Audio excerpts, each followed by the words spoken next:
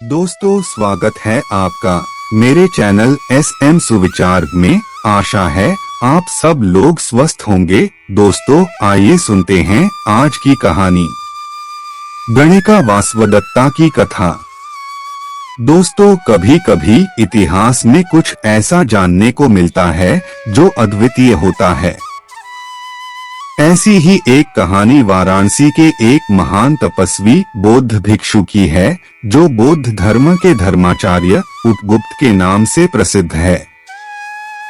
एक बार की बात है, भिक्षु उपगुप्त अपने विहार में सो रहे थे। अकस्मात उन्हें घुंघरू के बजने का आभास हुआ। गौर करने पर पता चला कि नूपुर की छनछनाती ध्वनि उनकी तरफ बढ़ती चली आ रही थी।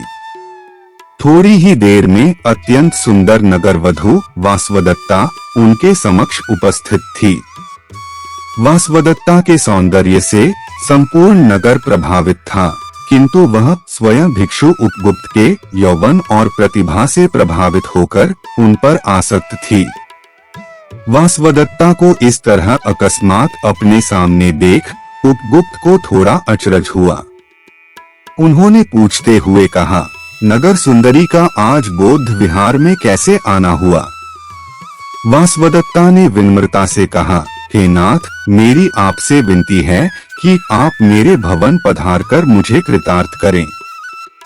मैं चाहती हूँ कि आप इन कंदराओं में कुंठित न हो, बल्कि मेरे साथ दुर्लभ भवनों का आनंद ले। हे नाथ, न जाने क्यों मैं आपके सौंदर्य दीप्ति पर पतंगे की तरह मुग्ध हूँ। प्रेमाश्रु पोंछते हुए मेरे प्रेम का सम्मान कर मुझे पवित्र करें। उपगुप्त ने बड़े ही विनम्र भाव से कहा, हे देवी, जिस ज्योति पर आप मुग्ध हो रही है, वह ज्योति आप में भी विद्यमान है।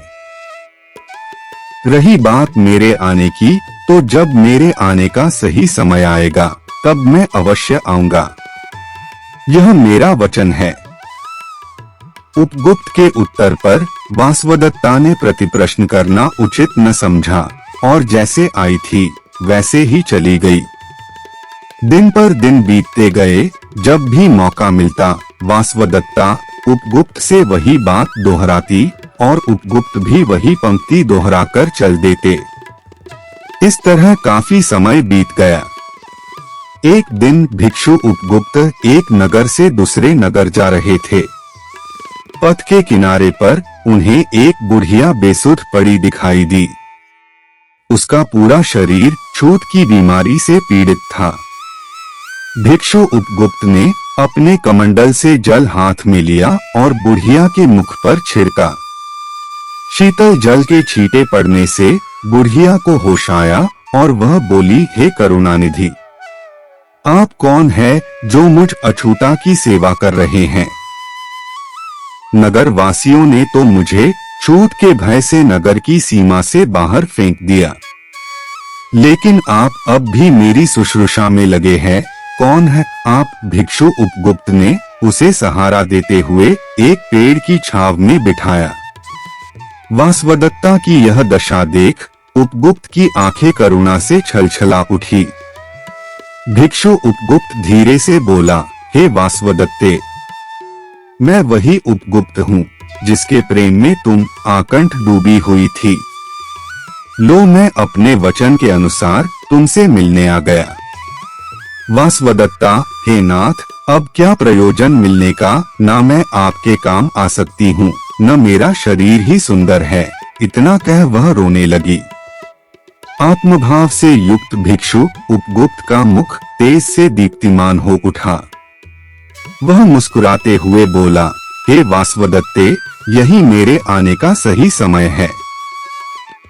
न तो मुझे तुम्हारे शरीर से कोई प्रयोजन है, न ही तुम्हारी सुंदरता से प्रेम है, लेकिन हे वासवदत्ते, मुझे तुमसे उतना ही प्रेम है जितना कि मुझे स्वयं से है।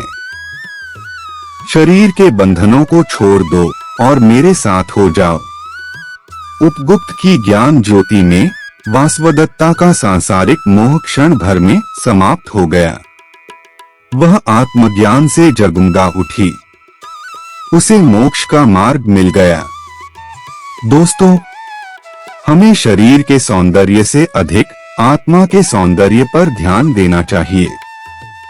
सद्गुण, सद्विचार और सद्कर्मों के समन्वय से ही आत्मा को सुंदर बनाया जा सकता है।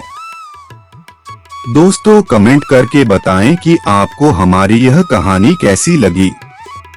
पसंद है तो इसे लाइक और शेयर करें और ऐसी ही मजेदार कहानियां सुनने के लिए चैनल को सब्सक्राइब करना ना भूलें। मिलते हैं जल्दी ही एक और नई कहानी के साथ। तब तक स्वस्थ और खुश रहें। नमस्कार।